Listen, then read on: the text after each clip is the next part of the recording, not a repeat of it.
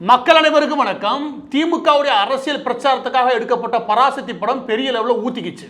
அதுதான் இப்போ நமக்கு நல்ல செய்தி, மொத்த தமிழகத்துக்குமே நல்ல செய்தி. எல்லா பக்கமும் பார்த்துட்டு வந்த அவங்க ஒரு பக்கம் கருத்து தெரிவிக்கிறாங்க. ஆனால் இந்த வீடியோவை பொறுத்த வரைக்கும் அந்த திரைப்படத்துக்கான ரிவ்யூ கிடையாது. ஆனால் அதையும் தாண்டி ஒரு முக்கியமான ரிவ்யூ ஒன்று பண்ண வேண்டியிருக்கு. அது என்ன அப்படின்னா, இந்த திரைப்படம் எடுக்கப்பட்டதே எதுக்கு அப்படின்னா, திமுக இருக்கு இல்லையா, அதோடைய அரசியலை இளைஞர்கள்ட்ட கொண்டு போய் சேர்க்கணும்.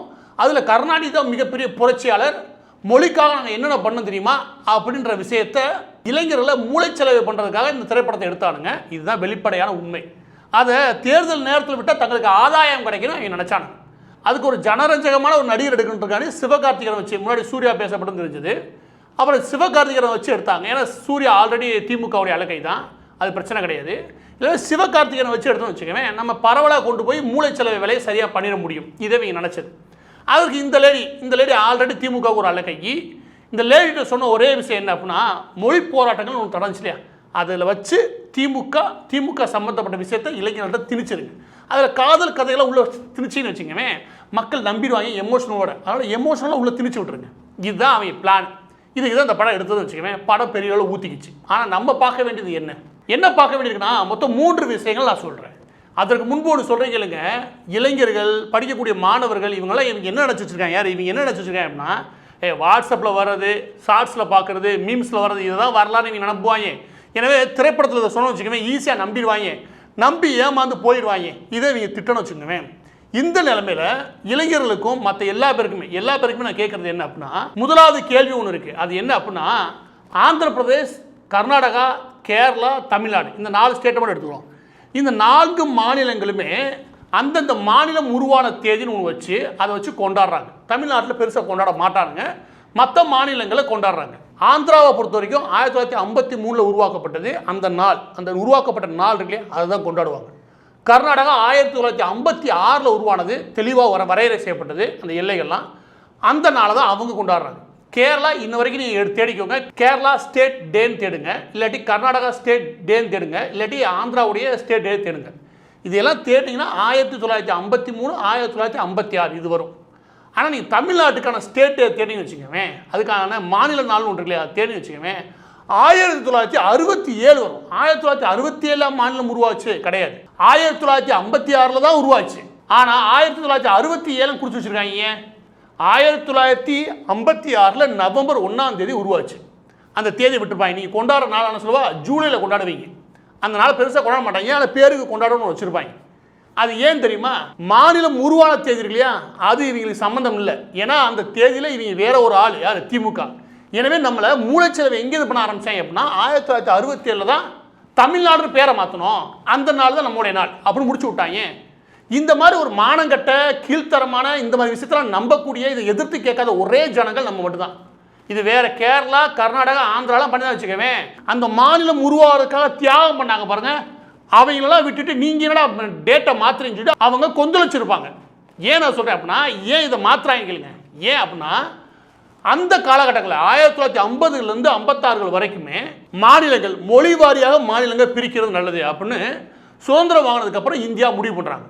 அப்போ என்ன பண்ணுறோன்னா, மொழி அதிகமாக பேசக்கூடிய மக்கள் இருக்காங்களே, அந்த பகுதிகளெல்லாம் சரியாக வரையறை பண்ணியிருக்கும் போது, தமிழ்நாடை பொறுத்த வரைக்கும் ஆந்திரா, அதுக்கப்புறம் கேரளா, இந்த எல்லைகள் இருக்குல்ல, இந்த பிரிக்கிற எல்லைகள், இதில் ஒரு பெரிய சண்டையை மூடுது. அந்த நேரத்தில் இதற்காக தமிழ்நாட்டுடைய எல்லை இருக்கு இல்லையா, அந்த எல்லையை வரையறை செய்கிறதுக்கு தமிழ்நாடு முழுவதும் பெரிய பெரிய தலைவர்கள் போராட்டத்தில் குதிக்கிறாங்க. அதில் மிக முக்கியமான தலைவர் மாப்போசி அவர்கள், அதுக்கப்புறம் தானுலிங்க நாடார், இப்படி ஒரு பெரிய லிஸ்டே இருக்குன்னு வச்சுக்கோங்க. அவர் அங்கிட்டு கேரளாவில் போராட்டம் நடத்தியிருப்பார், இங்கிட்டு சென்னை மீட்கிறதுக்கு இங்கிட்டு ஒரு பெரிய போராட்டம் நடத்தியிருப்பாங்க.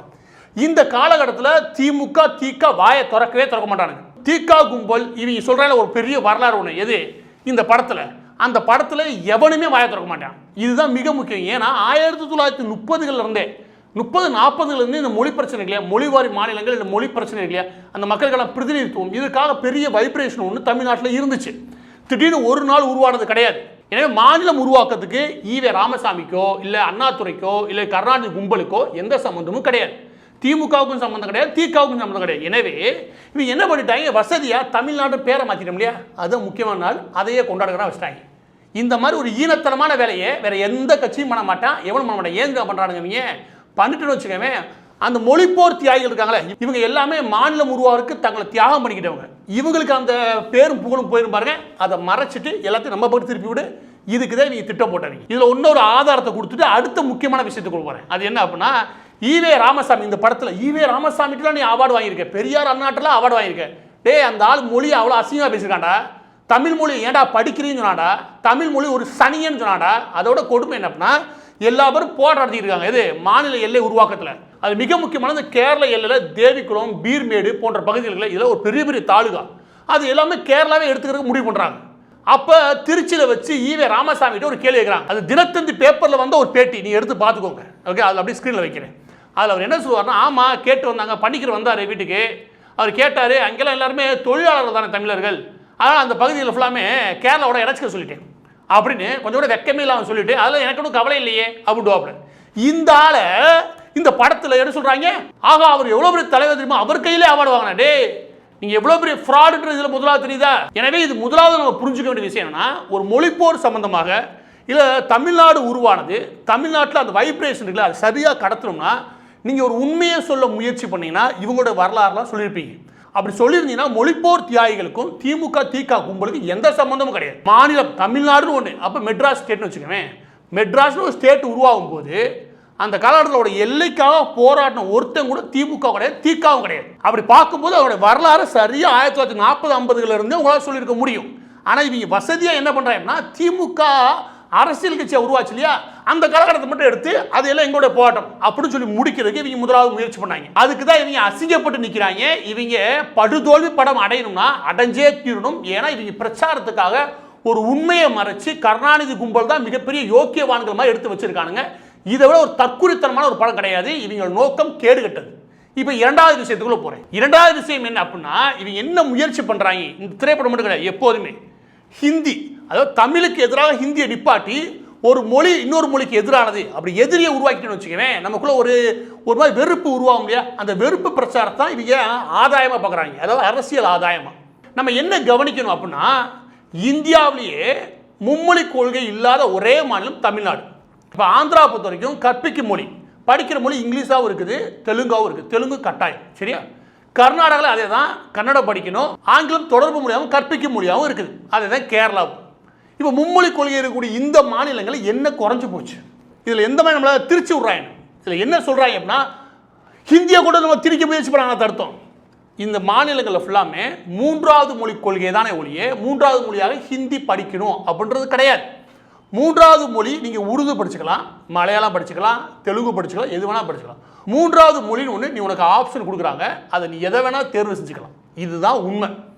இந்த உண்மையை தான் இத்தனை நாள் இவங்க மறைச்சு ஊருக்குள்ளே ஊட்டிக்கிட்டு இருக்காங்க. அந்த காலகட்டம் வேறு. அதற்கப்புறம் மாற்றப்பட்ட பாலிசியில் இருக்கு இல்லையா, அதன்படி எல்லா மாநிலங்களுமே இருக்கக்கூடிய 27 ஸ்டேட் ஆகட்டும், 8 யூனியன் பிரதேசங்கள் ஆகட்டும், எல்லாமே மும்மொழி கொள்கைகள் வச்சுருக்காங்க. அந்த இடத்துல ஏதாவது லாங்குவேஜ் அழிஞ்சு போச்சா என்ன? அப்போ இவங்க என்ன உருவாக்குறோன்னா, ஹிந்தி வந்தால் தமிழ் அழிஞ்சு போகும் அப்படின்ட்டு ஒரு விஷயத்தை உருவாக்கி ஹிந்தி தான் தமிழுக்கு எதிரானது இப்படி நிப்பாட்டுற மூலமாக இவங்களோட அரசியலே இருக்குது. அதுக்கு நம்மளை தூண்டி விடுறானுங்க. அந்த தூண்டி விடுறது மூலமாக அரசியல் ஆதாயம் இவங்களுக்கு இருக்குது. மூன்றாவது மொழியாக ஒரு மொழியை எழுத படிக்க தெரிஞ்சுக்கிறது இல்லையா, அந்த அளவில் மட்டும்தான். அந்த அளவில் மட்டும் தெரிஞ்சுக்கிறது ஒன்றும் தப்புன்னு கிடையாது. அதை நீ வெளியே போய் தெரிஞ்சுக்கோ. எப்படி? வெளியில் போய் கிளாஸில் படித்து தெரிஞ்சுக்கோ. ஆனால் பள்ளிக்கூடத்தில் நடத்த முடியாது, தடுத்து நிறுத்திட்டாங்க. இதுதான் நம்மளை கட்டாயப்படுத்துறதே ஒழிய வேறு எதுவும் கிடையாது. எனக்கு படிக்கிறதுக்கான வாய்ப்பு இருக்கும்போது மூன்றாவது மொழி ஏதாவது ஒன்று நான் படிச்சுட்டு போகிறேன்னு ஒரு கட்டமைப்பு இந்தியா முழுவதும் எல்லா மாநிலத்திலும் இருக்கும்போது இங்கே இல்லாமல் பண்ணதை இவங்களுடைய சாதனை. ஏன்னா அப்போ தானே புத்தகத்தில் உட்காந்து அண்ணா எப்படி தெரியுமா, ஈவே ராமசாமி தெரியுமா, ஈவே ராமசாமி தான் தெற்காசியாவின் சாக்ரட்டிஸ் தெரியுமா, இப்படி பொய்யை எழுதி வச்சு இவங்களே அவார்டு கொடுத்த கதையெல்லாம் எழுதி வச்சு நம்ம முழுக்க பள்ளிக்கூடத்துலேருந்து மூலச்சலவை பண்ண முடியும். இதுக்கு தான் இவங்க முயற்சி பண்ணது. அது வெற்றிகரமாகவும் இத்தனை வருஷம் பண்ணான்னு வச்சுக்கவேன். ஆனால் ஏன் கேள்வி என்னன்னா, இந்த மாநிலங்களில் என்ன குறைஞ்சு போச்சுன்னு இப்படி இதை பற்றி பேசுகிற. அப்போ நீங்கள் எல்லாம் நினைப்பீங்க, இருந்தாலும் மொழிக்கொள்கைன்னு ஒன்று இருக்கு இல்லையா, அது தமிழை தூக்கி பிடிச்சி இவங்க தானே? கிடையாது. இந்த இடத்துல உங்கள் எல்லா பேருக்கும் ஒரு திருத்தம் சொல்கிறேன். அதான் மூன்றாவது விஷயம். அது என்ன அப்படின்னா, ஒரு மொழிக்கொள்கை சம்மந்தப்பட்டவர்கள்லாம் புரிஞ்சுக்கோங்க, தாய்மொழி உண்மையிலே வாழும். தாய்மொழியில் படிக்கிறது ஆரோக்கியம், தாய்மொழி தான் அவசியமானது. இப்படி நீங்கள் கருதுகிற பட்சத்துலனா நீங்கள் என்ன பண்ணணும்னா, வெறும் கவிதைகள் எழுதுறது, வைரமுத்துக்களை உருவாக்குறது, அந்தபடி இலக்கியங்களை படிக்கிறது அல்ல மொழி சம்பந்தப்பட்டது. ஒரு மொழி சம்பந்தப்பட்ட அறிவியல் சிந்தனை உருவாகணும். இங்கே ஏதாவது கண்டுபிடிப்புகள் அந்த கண்டுபிடிப்பு சம்பந்தப்பட்ட விஷயங்கள் இருக்குல்ல, இதில் நம்மளோட தாய்மொழியிலே ஆய்வுகள் பண்ணி நல்லா வெளியிட முடியும். அதுக்கான வாய்ப்பு ஏதாவது இருக்கா? அந்த வாய்ப்பை ஏதாவது உருவாக்கியிருக்காங்களா? இவங்க ஆரம்பத்துலேருந்து திரும்ப சொல்கிறேன், இவங்க ஆரம்பத்துலேருந்து நம்ப என்னன்னா திருக்குறள், அதுக்கப்புறம் கம்பராமாயணம் இப்படின்னு மொழி சம்மந்தப்பட்ட இலக்கியங்களை அதை நல்லா பேசணும்னு வச்சுக்குவேன், அவன் தான் மொழியில் சிறந்தவன். இந்த மண்ணில் சிறந்தவன் யார் தெரியுமா? இந்த காலகட்டத்தை பொறுத்த வரைக்கும் அறிவில் சிறந்தவனை மாறணும்.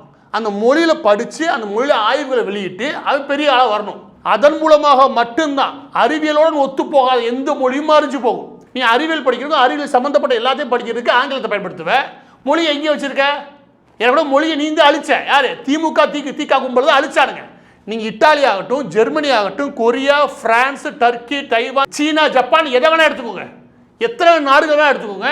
இந்த எல்லா நாடுகளும் குறிப்பிட்ட அளவுக்கு வளர்ந்துருக்குன்னா அவங்க தாய்மொழி அங்கீகரிக்கிறாங்க. ஏன்னா தாய்மொழியில் தான் படிக்கிறாங்க, தாய்மொழி தான் ஆய்வுகள் பண்ணுறாங்க. ரொம்ப சிம்பிளாக சொல்கிறேன், சென்னைக்குள்ளே பெரிய அளவு மழை தண்ணீர் போகலைங்க. இவ்வளோ பெரிய நகரம், இந்த நகரத்துக்கு கீழே ஒரு ட்ரைனேஜ் சிஸ்டம் இருக்கு இல்லையா, அது சரியாக வடிவமைக்கலை அப்படின்னு வச்சுக்கோவேன். அதுக்கு ஆய்வுகள் பண்ணுங்கன்னு சொல்லி வச்சுக்கோவேன். தமிழ்லேயே நீங்கள் ஆய்வுகள் பண்ணி இப்படியான தீர்வுகள் கொடுக்க முடியும் அப்படின்னு சொல்லி ஆய்வு பண்ணி அந்த ஆய்வு நீங்கள் வெளியிடுறதுக்கு ஏதாவது ஒரு அமைப்பு இங்கே இருக்கா? சொல்லுங்க பார்ப்போம். உங்களுக்கான பிரச்சனையை நீங்கள் ஆய்வு பண்ணி உங்கள் தாய்மொழியிலே வெளியிடுறதுக்கு இங்கே அமைப்பும் கிடையாது, அந்த அமைப்புகளை உருவாக்கவும் கிடையாது. இவங்க உருவாக்குறது எல்லாமே இலக்கியம், அதுக்கப்புறம் வைரமுத்துவாய் கவிதை பேசுகிறாங்க அவங்க, இதுதான் மொழி சம்மந்தப்பட்டது. அப்போ மொழி சம்மந்தப்பட்டது எல்லாமே இதுக்குள்ளேயே அடங்கி போயிடுச்சுன்னா அந்த மொழி அழியும். நான் எழுதி வச்சுக்கோங்க, எல்லாமே ஸ்டேஜில் வேணால் பேசலாம், வேறு எங்கேயும் அது இருக்க போகிறது கிடையாது. அந்த மண்ணில் அந்த தாய்மொழி படித்தவனுக்கு அந்த அறிவியல் தேடல்களே அதையும் ஊக்குவிச்சு அதை அங்கீகரிக்கக்கூடிய ஒரு மண்ணு தான் உருப்படும். ஆனால் அதை சொல்லியிருந்தேன் வச்சுக்கவேன், இந்த திரைப்படத்தை நான் பாராட்டியிருப்பேன். எப்படி இந்த திரைப்படத்தை? அப்போ மொழி சம்மந்தப்பட்ட விஷயத்தில் இவங்க எதிர்பார்க்கறது எல்லாமே அரசியல் சார்ந்த ஒரு ஆதாயமே ஒழிய இவங்களுக்கு மொழி மீது அக்கறை இல்லை. இதை போல இளைஞர்களை புரிஞ்சுக்க முயற்சி பண்ணுங்க. எந்த நாட்டை வேணா எடுத்துக்கோ, டச்லாண்டில் ஆரம்பிச்சு பிரான்ஸில் ஆரம்பிச்சு எந்த நாட்டை வேணா எடுத்துக்கோ, எல்லா நாடும் தாய்மொழி முக்கியத்துவத்தை இப்படி தான் கொடுத்தான். ஆனால் நீ மட்டும்தான் கூறுகட்டத்தனமா உலகத்திலேயே பழமையான மொழி தெரியுமா, எங்க மொழி யார் தெரியுமா, மொழி பெருமையை கேவலமா பேசி அதை உருப்படியா ஒழுங்கா ஒரு வேலை பார்க்காம அதை சரியா எப்படி நடைமுறைப்படுத்தணும் தெரியாத ஒரு கும்பல்கிட்ட ஆட்சியை கொடுத்து அதை கிறுக்குத்தனமா இன்ன வரைக்கும் நம்பி அது அரசியல் ரீதியாக தூண்ட விட்டு அந்த தூண்டுதலுக்கு நீ இறையா இத்தனை வருஷமா ஆகுற பாரு, அதுதான் நீங்க எல்லா பேரும் இந்த உணர்ச்சி வசமா இருக்கீங்களே, அது ஒன்று தான் இந்த மொழிக்கு எதிரானது. இந்த மொழி நிச்சயம் அழியும். நான் சொல்றேன், இந்த மண்ணில் பிறந்த நான் சொல்றேன், இந்த மொழி நிச்சயம் அழியும். அதுக்கு காரணம் இவங்க பண்ண அரசியல். அந்த மொழி அழியக்கூடாது நீங்கள் நினச்சிங்கன்னா நீங்கள் அறிவியல் சார்ந்து இயங்கணும். ஆய்வுகள் ஆரம்பித்து எல்லாமே தாய்மொழி நோக்கி நகர்த்துச்சு வச்சுக்கவேன், அதுக்கு அங்கீகாரம் ஒன்று கிடைக்கிது அப்படின்னா இங்கே நிச்சயம் சொல்கிறேன் மொழி சம்மந்தப்பட்ட விஷயம் இல்லையா, அது ஆரோக்கியமான திசையை நோக்கி நகரும். இது மூன்றாவது. இந்த 3 விஷயம் தான் சொல்ல நினச்சேன். ஆனால் இந்த மொழி கொள்கைகள் நம்ம இப்படி சிக்கிறதுனால நமக்கு எது தெரியுமா புரியணும்? அரசியல் வரும்போது இந்த மொழியை தூண்டி விட்டு கருணாநிதி கும்பல் இருக்கு இல்லையா, இன்னைக்கு திரைப்படம் எடுத்து வெளியிடுது. கருணாநிதி தான் மொழியை காப்பாற்றுற மாதிரி ஒரு உருவத்தை உருவாக்கிடுவாங்க. ஏன்னா உள்ள குறியீட்டில் வச்சிருக்காங்க. எப்படி அது சிவகார்த்திகேயன் மஞ்சள் துண்டுலாம் போட்டு வராப்புல பார்த்தீங்களா, குறியீடுலாம் இப்படி பைத்தியக்காரத்தனமா எங்கே கொண்டு விடுறாங்க தெரியுதா? ஆனால் நமக்கு புரிய வேண்டியது என்னன்னா, மொழியை வச்சு இந்த கும்பல் அமெரிக்காவுடைய அதிபர்கள் ரீசெண்டாக வந்தாங்களே, ஜார்ஜ் புஷ்ல ஆரம்பித்து ஒபாமாவில் தொட்டு ட்ரம்ப் ஆரம்பித்து பைடன் வரைக்கும் யாரை வேணால் எடுத்துக்கோங்களேன், இவங்க யார் குடும்பத்துக்கும் இல்லாத சொத்து இவங்களோட பல 100 மடங்கு இந்த கும்பலுக்கு இருக்குது. அது எப்படிங்க? உலகத்திலேயே சர்வ வல்லமைப்படுத்த முதலாவது இடத்துல, பொருளாதாரத்தை முதலாவது இடத்துல சும்மா $30 ட்ரில்லியன் வருமானம் கூட அமெரிக்காவை ஆண்டவங்க அவங்க குடும்பத்துக்கே கம்மியாக இருக்குது. அது எப்படி குட்டி ஸ்டேட்டு, அமெரிக்காவோட ஒப்பிடும்போது 1000ல் 1 பங்கு கூட வராது. அப்படி ஒரு ஸ்டேட்டு, சின்ன மாநிலம், அப்படி ஒரு வறுமையிலிருந்த மாநிலத்தில் ஆண்டு ஒரு குடும்பமே அமெரிக்க அதிபர்கள் லிஸ்ட் எடுத்தால் கூட அவங்க எல்லாருக்கும் ஈக்குவலாக சம்பாரிச்சு பல லட்சம் கோடிகளை உள்ள வச்சிருக்க முடியுதுன்னா அது எப்படின்னா மொழி உணர்வு இருக்குல்ல, உங்களுக்கு மொழியை சொல்லி அங்கே திசை பாருங்க, சிவகார்த்திகேயன் படம் நடிச்சிருக்கேன் போய் பாரு, பார்க்க சொல்லிட்டு பின்னாடி எடுக்கிறதுக்கு ஒரு 150 கோடி செலவு வச்சிருப்பாங்க, அதை 300 கோடி கடை காமிச்சிருப்பாங்க, அதில் 500 கோடி லாபம் வந்துச்சு, கருப்பு பணத்தையும் மாற்றிடுவாங்க. நீ திரைப்படம் தான் பார்க்குற, அதுக்கு பின்னாடி கூட நிழல் உலகம் இருக்குல்ல, இவங்க என்னென்ன பண்ணுவாங்கன்னு அதை நீ கவனிச்சேன்னா நீ உருப்படியான தலைவர் தேர்விச்சிருப்ப. எனவே மொழி சார்ந்த உணர்வோடு போகும்போது நம்மளை வரலாற்று ரீதியாக ஏமாற்றிருக்கானுங்க, இந்த மாநிலம் உருவான கதை விஷயத்திலே ஏமாற்றிருக்கானுங்க, கடைசியாக அந்த மொழி எப்படி முன்னேறுன்ற விஷயத்துக்கு நமக்கு ஒரு ஆரோக்கியமான வழிகாட்டுதலும் இருந்தது கிடையாது. நம்மளை ஏமாற்றி கொள்ளை தான் அடித்தானுங்க, கொள்ளையடித்த காசை வச்சு படமும் எடுத்தானுங்க.